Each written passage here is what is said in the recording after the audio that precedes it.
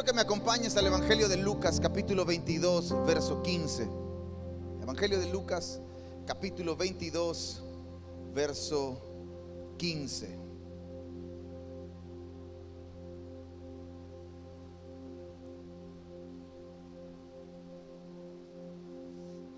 El Evangelio de Lucas es increíble porque el escritor del Evangelio es un médico. La historia cuenta que Lucas era un médico y parte de su vida después de encontrarse con Jesús la dedica a recorrer el camino y encontrar algunos testigos y hablar puntualmente con alguno de ellos y hacerle preguntas específicas para encontrar detalles acerca de la vida de Jesús. Entonces el Evangelio de Lucas tiene muchos detalles que los otros tres evangelios no tienen. Y esta historia en el capítulo 22 es extraordinaria porque Jesús sabe que le queda poco tiempo. Jesús sabe que el cumplimiento de la razón de su caminar en la tierra como hombre y al mismo tiempo siendo Dios está por llegar a su punto más alto, está por llegar a la razón, al punto clímax de todo lo que en la eternidad se había planeado. Y Jesús comienza a preparar el camino para ese momento, comienza a preparar también a sus discípulos para ese momento. Y Lucas capítulo 22, verso 15 dice esto: y les dijo: cuánto he deseado comer con vosotros esta Pascua antes que padezca. Ahora, una de las cosas extraordinarias de este pasaje es que estoy completamente seguro que no es la primera Pascua que Jesús celebra con sus discípulos. Llevaban caminando alrededor de 3 años hasta este momento, y en la Pascua es una celebración que se lleva a cabo todos los años ininterrumpidamente. Entonces probablemente Jesús había celebrado la Pascua con sus discípulos también en algunos años anteriores, pero este momento, esta Pascua, este día es un momento trascendental porque Jesús está diciendo versos después que Él no volvería a comer de esta Pascua hasta que el reino de Dios se estableciera sobre la tierra. Entonces Él está diciendo: este es mi último momento de comer con ustedes y de que tú y yo entendamos el significado poderoso de no solamente participar de la Pascua, sino de que ese momento entre en nuestra mente, entre en nuestro corazón y se revela en nuestro espíritu. Algo extraordinario. Jesús les está diciendo: cuánto he deseado comer con vosotros esta Pascua. Ahora, algunos teólogos dicen que la celebración de la Pascua es el momento más importante en el cristianismo. ¿Por qué? Porque la resurrección de Jesús le da sentido a todo lo que tú y yo creemos. No sé si sepas, pero los musulmanes tienen una tumba donde está Mahoma. No sé si sepas, pero los hindúes tienen una tumba donde está Mahatma Gandhi. Pero hay una tumba que dice: aquí hubo alguien y ya no está.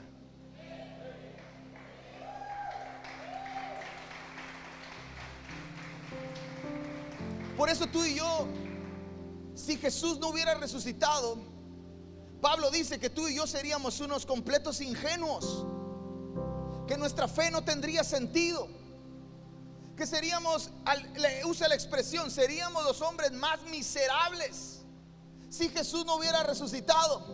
Pero no sé si lo sepas, Jesús resucitó y está sentado a la diestra del Padre, y un día volverá a reinar sobre la tierra y será el soberano de los reyes de la tierra. Por eso tú y yo, todo lo que creemos tiene sentido. Yo quiero hablar un poquito acerca de este día porque, aunque quiero ser muy claro también con esto y no quiero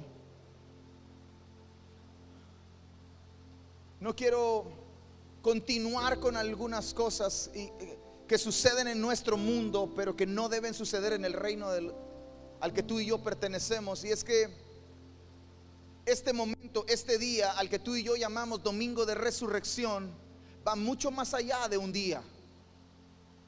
Va mucho más allá de este día. No es solamente este día, es más. Si tú y yo hacemos cuenta, según el calendario hebreo, Jesús no resucita en domingo.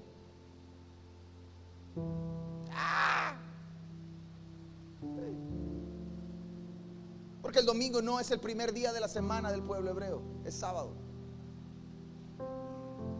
Si estuvo 3 días y 3 noches, saque cuentas, de viernes a domingo, no son 3 días ni 3 noches.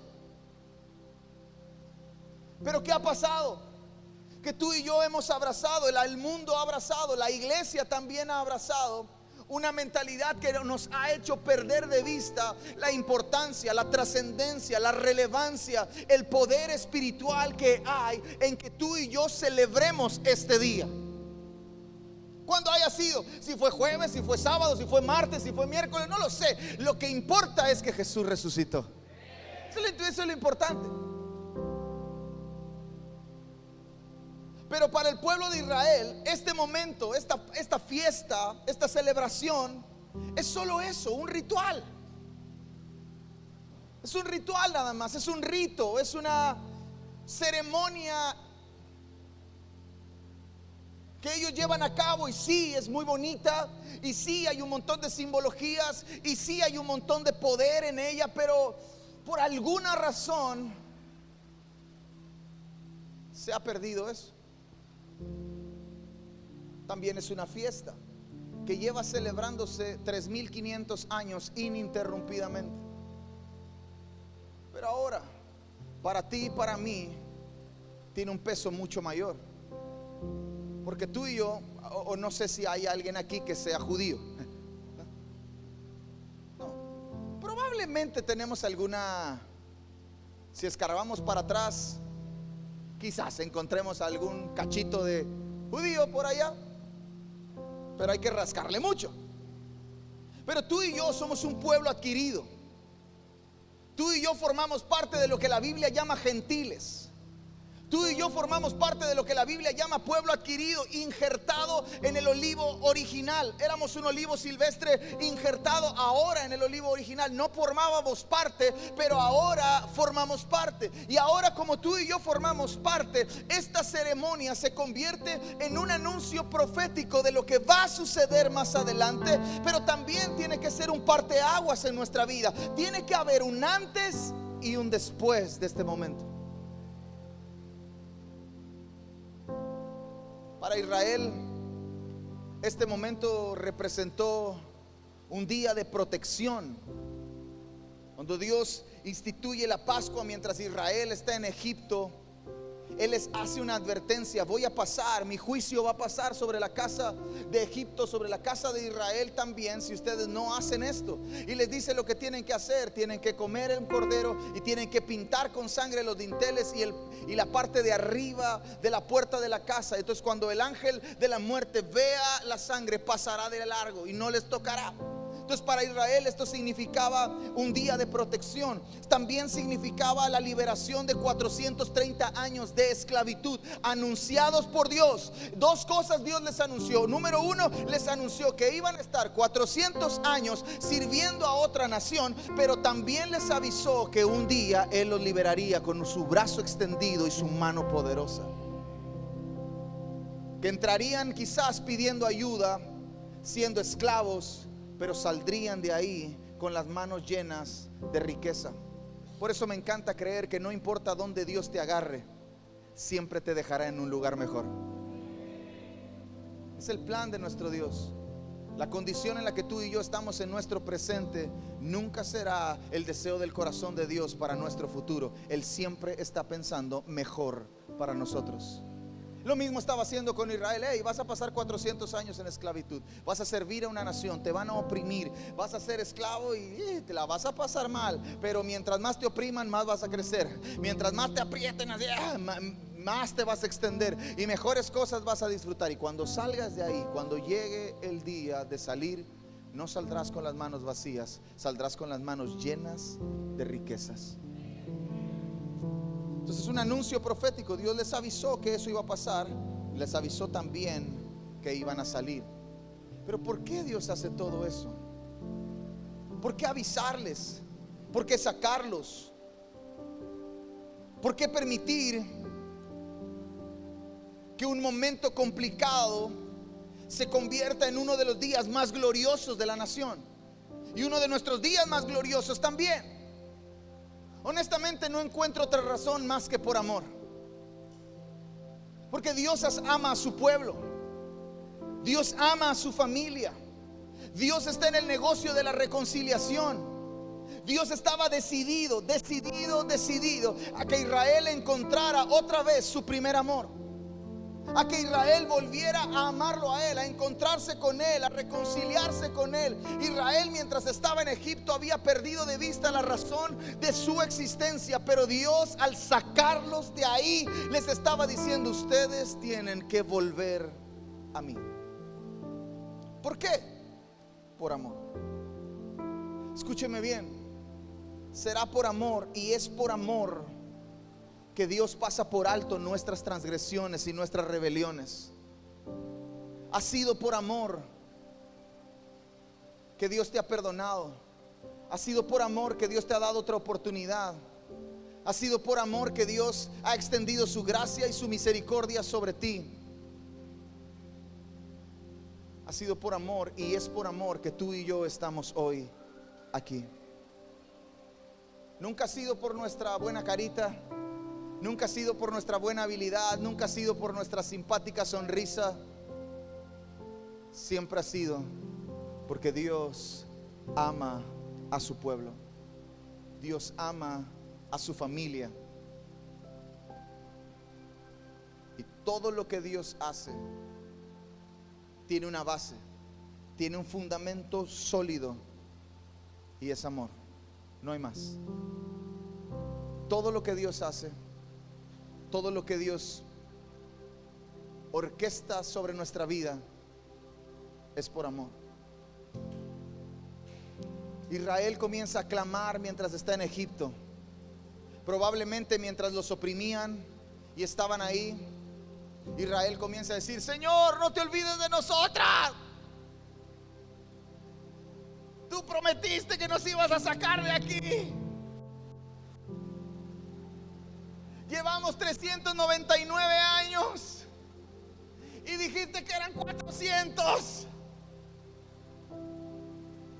¿Hasta cuándo? Y Dios escucha el clamor de Israel, y Dios responde al clamor de Israel. ¿Cómo? Haciendo nacer a un niño llamado Moisés para convertirlo en un libertador. Porque Dios cumpliría su palabra, porque Dios no deja sin respuesta ningún clamor. Entonces, si usted no está viendo una respuesta de Dios, quizá lo único que falta hacer es clamar. Si yo quiero ver que Dios responda a mi favor, quizá lo único que tengo que hacer es comenzar a clamar, porque Dios no dejará sin respuesta ninguno de los clamores de sus hijos. Fue por amor que Jesús fue a la cruz. Fue por amor a ti, fue por amor a mí, fue por amor a nosotros, pero también fue por amor al Padre. Jesús tenía un compromiso con su Padre: obedecer hasta el final. Y la obediencia de Jesús no era algo sacrificial, era por amor. Y fue por amor al Padre, y fue por amor a ti, y fue por amor a mí que Jesús toma el camino hacia la cruz. Y fue por amor que Cristo se convierte en nuestra Pascua, como dice el apóstol Pablo. Él es nuestra Pascua. Pero ¿por qué hablar de esto? ¿Por qué decir que es por amor que Cristo se convierte en nuestra Pascua? Porque, amada familia, hermanos, amigos, es bien fácil ser presa de la rutina, ser presa del tiempo, ser presa del activismo, ser presa de las cosas que hacemos, ser presa de los problemas, ser presa de las facilidades de la vida. Y es bien sencillo que tú y yo con el tiempo olvidemos lo que Dios ha hecho por nosotros. Y entonces damos por sentado y damos por obvio que Dios tiene que sacarme de ahí, que Dios tiene que hacer algo por mí y para mí, cuando eso no es así. Dios no tiene que hacer nada por ti, lo hace porque nos ama. Y tú y yo no podemos perder de vista eso. No podemos permitir que el tiempo, la vida, la rutina, la religión nos haga olvidarnos a dónde Dios tuvo que meter la mano para sacarte de donde estabas. ¿Recuerdas ese lugar? ¿Recuerdas dónde estabas y a dónde Dios tuvo que meter la mano? Porque no saliste por tus fuerzas, no saliste construyendo una escalera, no saliste tú poniendo piedra sobre piedra. Saliste de ahí porque la mano de Dios se extendió y la metió en ese pozo de la desesperación para hacerte salir y ponerte en un lugar espacioso. Tú y yo estamos aquí porque el amor de Dios se extendió hacia donde estábamos y fue por nosotros a donde estábamos y nos puso donde estamos ahora. Y no podemos perder de vista eso, no podemos olvidarlo. La celebración de la Pascua tiene que traer a nuestra memoria dónde estábamos y dónde estamos ahora. Quiénes éramos y quiénes somos ahora. Es bien fácil. Por eso quiero hacer énfasis en el ¿por qué? ¿Por qué de la Pascua? ¿Por qué Dios hace eso con su pueblo? Si no es por otra cosa que por amor. Tú y yo estábamos muertos. Pastor, pero yo no estaba muerto. Estábamos muertos en nuestros delitos y pecados. Muertos espiritualmente. No podíamos tener una relación con Dios. No podíamos interactuar con Dios porque estábamos muertos. Así estábamos tú y yo. Estábamos muertos. Estábamos perdidos. Estábamos separados. Éramos enemigos. No sé si lo sepas, pero vi un video de el Papa de estos días, de nuestra generación, del Papa actual. Y alguien le estaba haciendo una pregunta y él dijo: todos son hijos de Dios. Con una seguridad de alguien que cree una mentira. No es cierto. No todos son hijos de Dios. Todos son creación de Dios. Pero hay una condición para que tú y yo crucemos la línea de creación a hijos. Aunque nuestro destino es ser hijos, desde antes de la fundación del mundo Él nos escogió, nos predestinó, nos amó para ser hechos hijos suyos, sí, por el puro afecto de su voluntad. Es su deseo que tú y yo crucemos la línea de creación a hijo. Pero no todos son hijos.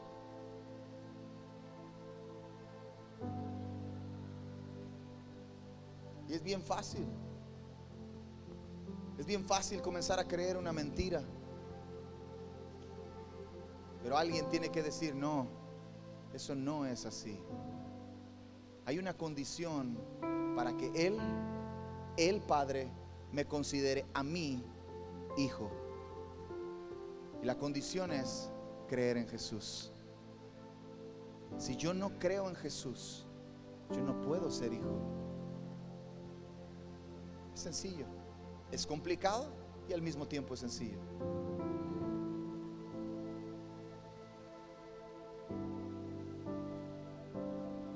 Pero esa condición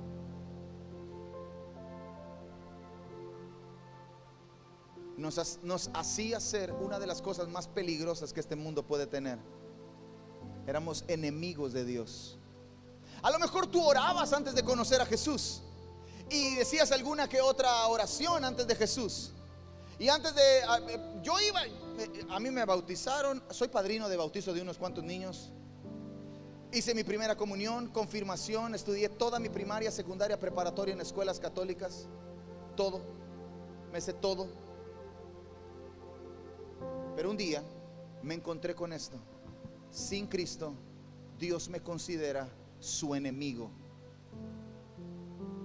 No importa cuánto haga, no importa cuánto busque, no importa cuánto pida, no importa cuánto ore, no importa cuánto ayune, no importa cuánto haga cosas, vaya a lugares, sirva. Si yo no he creído en Jesús, Dios me considera su enemigo. Y esos éramos tú y yo. Ese era yo era enemigo de Dios. Pero ahora, gracias al sacrificio perfecto en la cruz del Calvario, del Cordero de Dios inmolado desde antes de la fundación del mundo, una vez y para siempre, tú y yo hemos sido reconciliados. Tú y yo dejamos de ser enemigos y ahora somos amigos de Dios. Tú y yo resucitamos. Antes estábamos muertos en nuestros delitos y pecados, pero ahora estamos vivos con Él. Hemos vivido, hemos sido vivificados con Él. Y aún otra vez, escúcheme bien, un día usted y yo vamos a colgar los tenis. Un día usted y yo vamos a estar frente al Padre. Pero cuando Él descienda de las nubes, así como lo vieron ascender en el libro de los Hechos, así lo veremos volver. Y cuando eso suceda y la tierra entregue a sus muertos y los muertos en Cristo resuciten primero y los que queden también sean transformados, usted y yo un día volveremos a ser resucitados.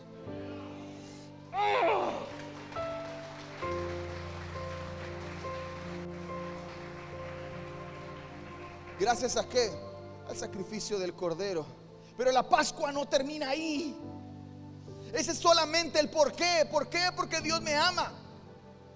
¿Por qué? Porque Dios ama a su pueblo. ¿Por qué Dios sacó a Israel de Egipto? Porque Dios lo ama. ¿Por qué Dios extendió la mano hasta donde yo estaba y me sacó de donde yo estaba para ponerme donde estoy ahora? Porque Dios me ama. Pero hay mucho más.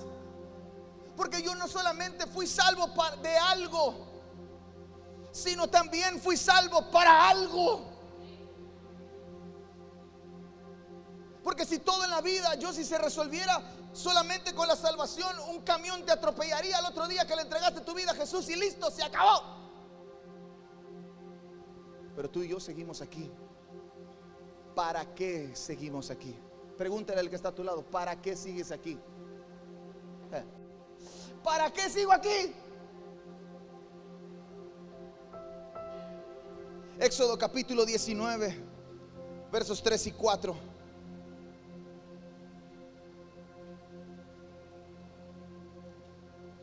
Dice esto: Moisés subió al monte y el Señor le dijo: dile a todos los israelitas, dile a todos los cancunitas, los descendientes de Jacob, ustedes ya vieron lo que le hice a Egipto. Ustedes ya vieron cómo metí mi mano donde estabas y te saqué de donde estabas para ponerte donde estás ahora. Y que a ustedes los levanté como sobre las alas de águila. Y eso no es para que usted le vaya a la América. Y los traje aquí, frente a mí. ¿Para qué Dios me sacó? ¿Por qué Dios me sacó de ahí? Porque me ama. ¿Para qué Dios me sacó de ahí? Para estar frente a Él. Usted y yo existimos para Él. No existimos para nosotros. Es que tienes que estar bien tú para que todo lo demás te vaya bien. No. Es que primero piensa en ti, porque nadie más va a pensar en ti. Tienes que ver por ti. Tengo que ver por mí, porque nadie más va a ver por mí. Tú y yo no existimos para eso. El apóstol Pablo lo escribe de otra forma a la iglesia en Tesalónica y en Colosenses. Les dice: hey, todo lo que existe fue hecho por Él y para Él. Y eso nos incluye a ti y a mí. Yo no fui hecho para mí, tú no fuiste hecho para ti, tú y yo fuimos hechos para Él. La razón de nuestra existencia, el sentido de nuestra vida está en deleitarnos en Él, en verlo a Él, en conocerlo a Él, en estar frente a Él. Atraídos a Él, dice otra versión. Traídos a Él, el sacrificio de Jesús, Él como nuestra Pascua, nos reconcilia con el Padre y al mismo tiempo abre un camino para que tú y yo podamos acercarnos al Padre con confianza. Antes éramos enemigos, pero ahora somos amigos. Antes estábamos separados, ahora estamos injertados. Antes éramos extranjeros, ahora somos conciudadanos. Antes éramos huérfanos, ahora somos hijos. Antes no podíamos acercarnos, ahora podemos y debemos acercarnos todos los días de nuestra vida, porque para eso nos sacó de ahí. ¿No te sacó para que tengas una buena vida? voy a ir a la iglesia para que se resuelvan mis problemas. No, no, no, Dios no te sacó de ahí para resolverte tus problemas. Dios no es nuestro genio de la lámpara maravillosa. Dios no existe ni es para resolverte la vida. Es más, tengo que decirle algo, usted existe para resolverle algo a Dios.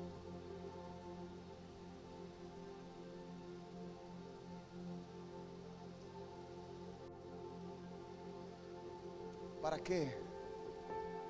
¿Para qué extendiste tu mano? ¿Para qué me mostraste amor? ¿Para qué fuiste a la cruz por mí? ¿Para qué derramaste hasta la última gota de tu sangre para perdonarme? ¿Para qué? Si el cielo y el Padre pudiéramos escuchar esta mañana, creo que la única razón sería para que tú y yo pudiéramos estar frente a Él.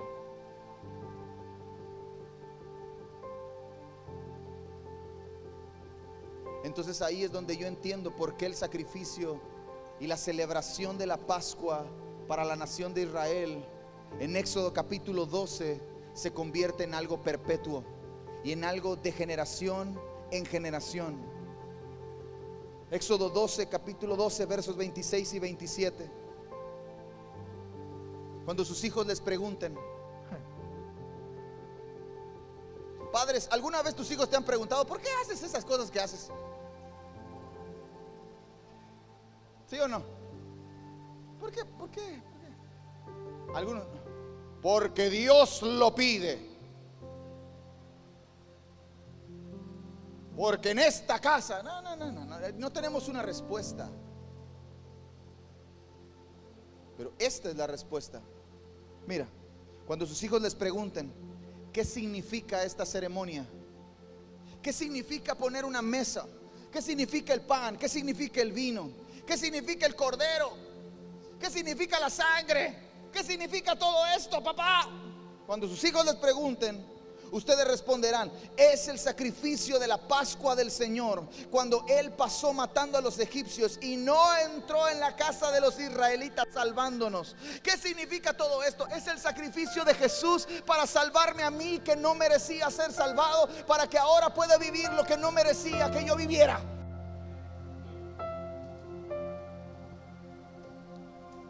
Luego el pueblo se inclinó y adoró. Pero aquí es donde se hace difícil. Aquí es donde se pone difícil, porque algunos esperamos al domingo de resurrección. Voy a la iglesia, hoy es Semana Santa. Y todas las demás semanas, ¿qué son? Mundanas.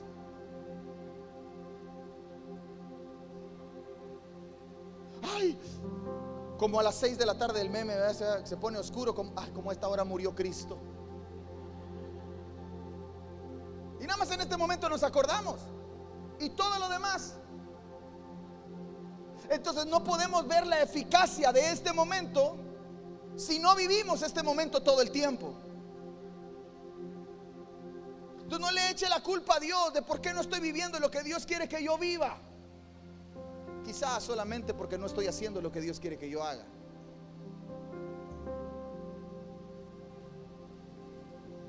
Entonces algunos esperan solo la cena del Señor, el domingo. Pero la Pascua es algo que tú y yo debemos vivir todos los días. Tenemos que ser conscientes del para qué Dios hizo todo esto. ¿Por qué Jesús fue a la cruz? Porque me ama. Porque estaba reconciliando todas las cosas en Él. El Padre estaba reconciliando en Cristo todas las cosas, y eso me incluye a mí. ¿Por qué? Porque me ama. ¿Para qué? Para que yo pueda estar frente a Él sin ninguna condenación, sin ningún obstáculo, sin ningún intermediario más que Jesucristo, que está sentado a la diestra del Padre e intercede por nosotros todo el tiempo. Ora tú que estás más cerca. Pídele tú, que yo creo que a ti sí te escucha. A mí parece como que no me escucha. Oiga, eso puede ser verdad. Puede ser, escúcheme bien, escúcheme bien. Puede ser, amigo, que Dios no te esté escuchando. ¿Por qué? Pero pastor, si Dios oye a todos, ¿por qué a mí no me escucha? Porque quizás eres su enemigo. ¿Quién oye a sus enemigos? Nadie. ¿Qué tengo que hacer? Cruzar la línea, dejar de ser enemigo, convertirme en amigo de Dios, y entonces Él escuchará mis oraciones. ¿Dónde estás, Dios? Y Dios, ¿cómo te explico que me caes medio mal?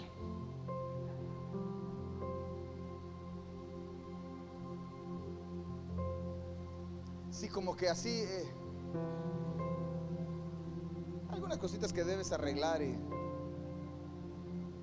pero tranquilo, ven, yo te voy a ayudar.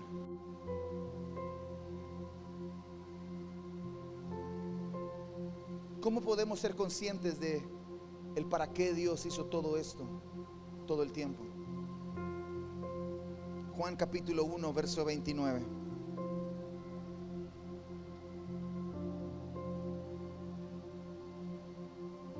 Al siguiente día vio Juan a Jesús que venía a él y dijo: he aquí el Cordero de Dios que quita el pecado del mundo. Juan pudo haber dicho: he aquí el Hijo del Hombre, he aquí la raíz de David, he aquí el Hijo de David, he aquí el Sol de justicia, he aquí el Santo.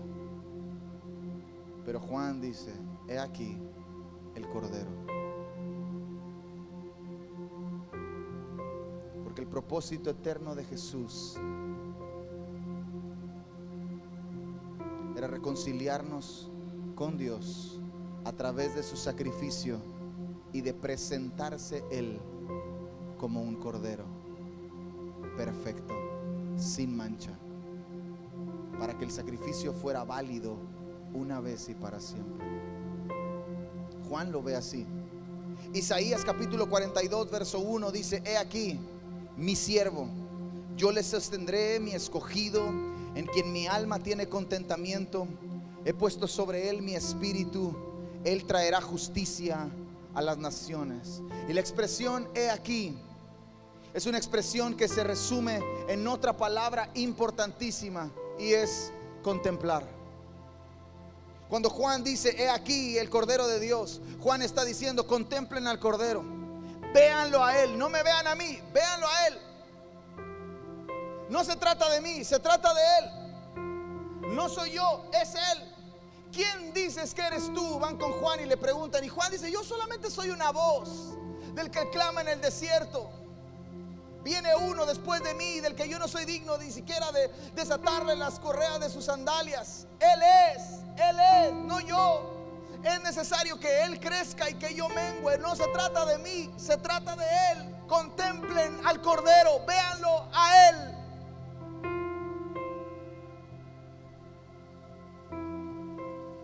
Contemplar es cultivar una vida devocional constante, es prestar atención detenidamente, es conocer a profundidad.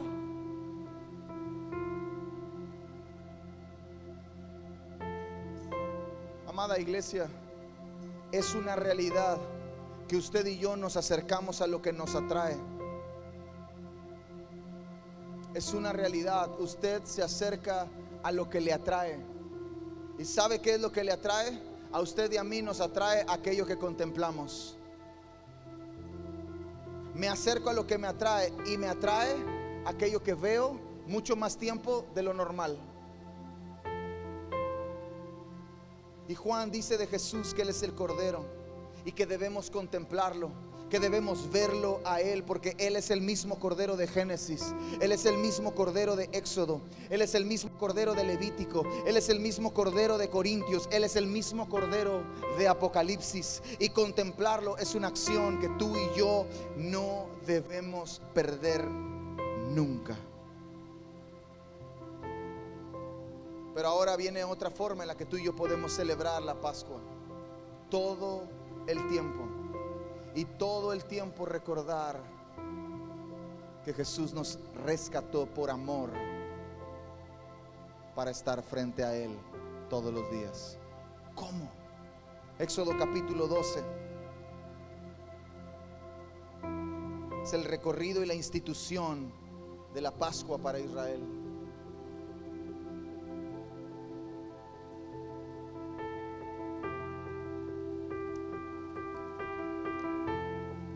Éxodo 12:3 dice esto: hablad a toda la congregación de Cancún, hablad a toda la congregación de Israel diciendo: en el 10 de este mes tómese cada uno un cordero según las familias, un cordero por familia. La primera forma o la segunda forma o una de las formas en las que tú y yo podemos disfrutar de la celebración de la Pascua todo el tiempo y comer a este cordero todos los días, tiene que ser en familia. En familia. No se trata de vayan ustedes, yo les alcanzo. Háganlo ustedes, yo luego voy. Es en familia. Era en un hogar. Y entonces eso convierte cada mesa de nuestras casas en un altar, donde el cordero inmolado descansa para que nosotros como familia podamos comerlo. Es nuestra responsabilidad como familia alimentarnos juntos del cordero. ¿Por qué? Porque si no, el mundo alimentará a nuestra familia de otra cosa. Y tarde o temprano, tú y yo seremos como los flamingos. Nos convertimos en lo que comemos. ¿Qué es lo que estás comiendo? Cuando usted se enferma y va al médico, ¿qué es lo primero que le cambian? La dieta, la alimentación. Porque un montón de las enfermedades del siglo XXI están relacionadas con nuestra alimentación. ¿Qué es lo que estamos comiendo como familia? ¿Qué es lo que están comiendo nuestros hijos? ¿Quién está alimentando a nuestros hijos? ¿Quién está alimentando nuestro matrimonio? ¿Quién está alimentando nuestras finanzas? ¿Qué estamos comiendo? Porque lo que comemos determina la vida que vivimos. Y la instrucción es que el cordero se debía comer en familia. No debía ser separado, en familia. Los que tenemos hijos pequeños, estamos en una temporada de sembrar y a mí me encantaría ver un montón de cosas en mis hijas ya. Pero no, la realidad es que no es así. Hay días, sábados en la noche, que están desesperadas porque llega el domingo, porque quieren ir a la iglesia. Y hay domingos donde no quieren venir a la iglesia. Hay días en que van en el carro cantando Yeshu, y hay días en que van cantando Waka Waka. Hay días en que quieren hacer un montón de cosas para Dios. Y hay días en que dicen: papá, ¿por qué te vas otra vez? Me encantaría que entendieran todo lo que está sucediendo. Pero en esta temporada de mi vida es una temporada en la que como matrimonio, como padres, tenemos que sembrar. Y lo que sembremos en ellas es lo que vamos a cosechar mañana. Y si yo no cosecho mañana es porque no sembré hoy, porque alguien está alimentándolos y no es el cordero. ¿Qué están comiendo? ¿Cuál es la comida que comen en casa? Pastor, el diablo me está pegando una zarandeada con mis hijos. No, simplemente no hay cordero en la mesa. No se come el cordero en la casa. Vamos a la iglesia para que oren por nosotros y nuestra familia. No, oren en su casa. Pastor, ore por mi hijo. Sí, yo voy a orar por su hijo, voy a orar por su matrimonio. Pero si usted no ora por su hijo y usted no ora por su matrimonio, no me eche la culpa a mí. Coma el cordero, cómalo en familia. Abra la Biblia, siéntese a la mesa y coma. Padres, ¿dónde están los padres? Varones. Padres, varones. No le deje el trabajo a su esposa. Es que yo no entiendo nada de la Biblia. Luego no se queje. La instrucción es para los padres, padres de familia, según las familias de los padres.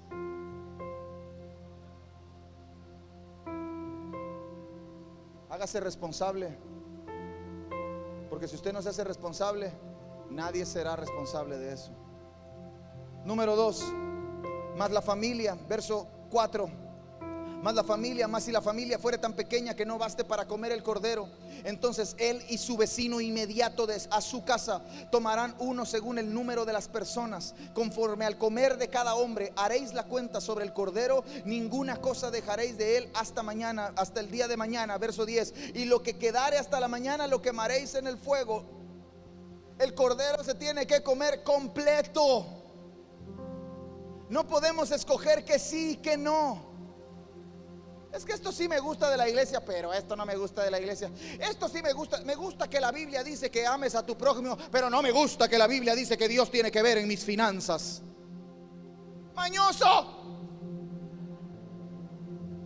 Así me decía mi abuelita cada vez que le sacaba el tomate a la comida. Y así nos vemos nosotros cada vez que le quitamos algo que no nos gusta. Que no nos guste no significa que no nos sirva. Muchas de las cosas que le quitamos nos sirven, pero como no nos gustan, pues el cordero se come completo. Porque el cordero tiene riquezas, y la única forma de aprovechar y disfrutar las riquezas de ese cordero es comiéndonoslo completo. Y última, si podemos traer a los niños para comenzar a prepararnos para la celebración de la cena del Señor. Hierbas amargas. Éxodo capítulo 12, verso 8. Y aquella noche comerán la carne asada al fuego y panes sin levadura, con hierbas amargas lo comerán. ¿Qué significa eso? No será fácil. Las hierbas amargas representan lo difícil que será este evangelio. Habrá días difíciles. Habrá días en los que no entiendas lo que Dios está haciendo. Habrá días en los que no veas lo que Dios está haciendo. Habrá días en los que quisieras que Dios obrara de una forma diferente.